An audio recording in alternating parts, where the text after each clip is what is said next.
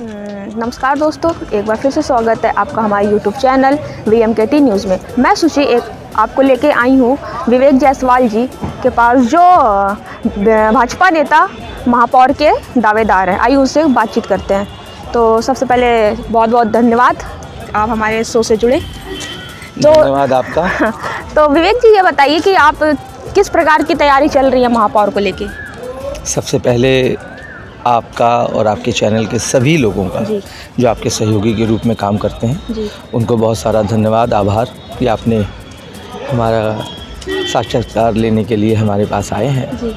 बाकी तैयारी तो हमेशा ही रहती है, एक सिपाही हमेशा तैयार होता है, ठीक है। तो जब भी पार्टी का आदेश होगा और चुनाव आयोग जब तिथि निर्धारित करेगा, तो जो भी पार्टी का आदेश होगा हम तैयार हैं, हर तरीके से तैयार हैं एक सिपाही के रूप में।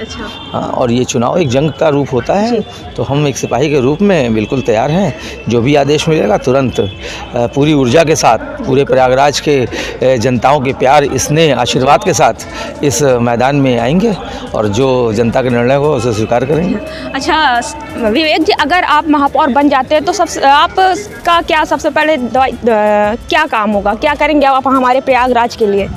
देखिए, प्रयागराज की जनता बहुत ही, देखिए प्रयागराज में जन्म लेना ही बहुत गौरव की बात है और प्रयागराज की जनता ईश्वर के रूप में है हमारे लिए, और मैं एक सेवक के रूप में अपने आप को रखता हूँ और एक सेवक के रूप में रह के ही सेवा करना चाहता हूँ प्रयागराज की जनता के लिए।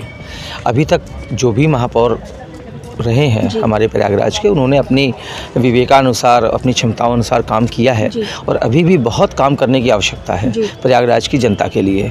और सबसे बड़ी बात यह है कि प्रयागराज को अपराध मुक्त, स्वच्छता से मतलब स्वस्थ रखना, स्वच्छ रखना और अच्छी व्यवस्थाएं रखना, अतिक्रमण से मुक्त रखना, है ना। तो इन सब चीज़ों की आवश्यकता जनता को होनी है। अभी आपने देखा होगा काफ़ी वार्ड बढ़ गए हैं, उन वार्ड में भी अपने लोगों को पूरी हिफाजत करना, उनको सहूलियत देना, जो उनकी मूलभूत सुविधाएँ हैं उनको पूरा जो है करना जनता के लिए, ये सब हमारी प्राथमिकताएं होंगी। मेडिकल के क्षेत्र में बहुत काम करने की आवश्यकता है। गलियों में जनता बहुत रहती है, 70 से 80% जनता गलियों में रहती है, उनके लिए काम करने की आवश्यकता है।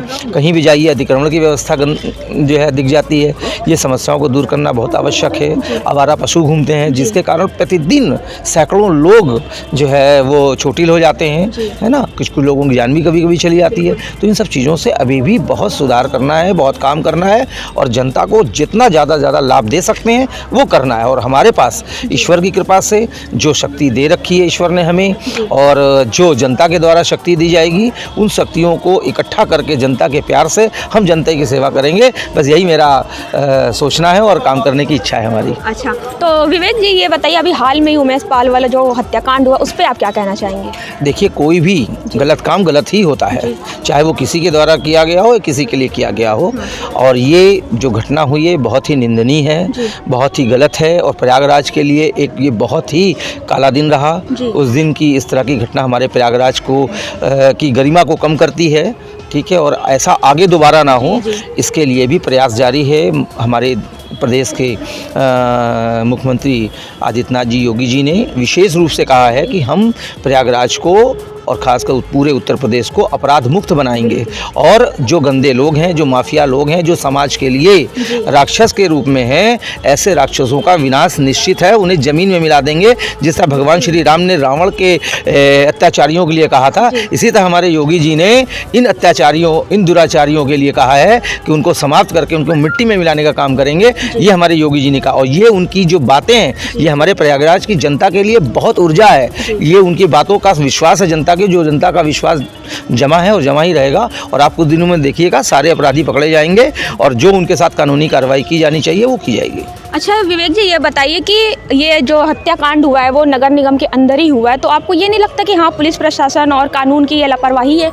नहीं, देखिए, कोई भी घटना कभी भी किसी के साथ भी हो सकती है और इसमें दोबारा ऐसा ना हो, जनता सुरक्षित रहे, ये सोचना होता है। और गंदे जो लोग हैं, अपराधियां, माफिया लोग हैं, उनके मन में कानून के प्रति भय होना चाहिए। ये जो साहस किसी ने किया है ये बहुत गलत किया है। और आज मैं यहाँ इलाहाबाद की सांसद आदरणीय श्री केशरी देवी पटेल जी के साथ में उनके घर पे भी गया था।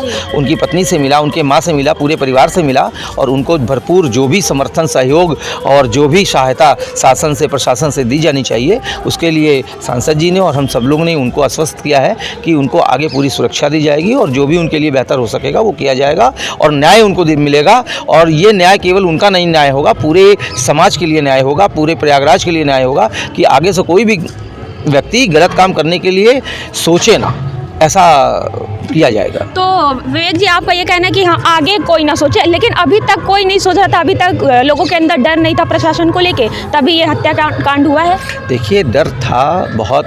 अभी 6 साल हो गए हैं हमारे मुख्यमंत्री जी को उत्तर प्रदेश का प्रभार संभाले हुए और 6 सालों के बीच में बहुत कुछ सुधार हुआ है और ऐसी कोई घटना यदि बीच में अचानक घट जाती है तो उसको आगे सुधार करने की ज़रूरत है और उसको रोकने की ज़रूरत है और जो गलत लोग हैं उनको दंड देने की ज़रूरत है और ये प्रशासन और शासन का काम है, उन्हें दंड मिलेगा, हम इतना ही कह सकते हैं। तो जैसा कि देखा आपने, हमने विवेक जायसवाल जी से बातचीत की, उनसे पूछा कि क्या तैयारी है महापौर को लेकर और उनसे हत्याकांड, उमेश पाल हत्याकांड के बारे में भी बातचीत की। तो ऐसे वीडियो के साथ बने रहने के लिए आप हमारा VMKT न्यूज़ फॉलो करते रहिए। मैं सुजित श्री, वीडियो जर्नलिस्ट सुप्रिया शर्मा के साथ।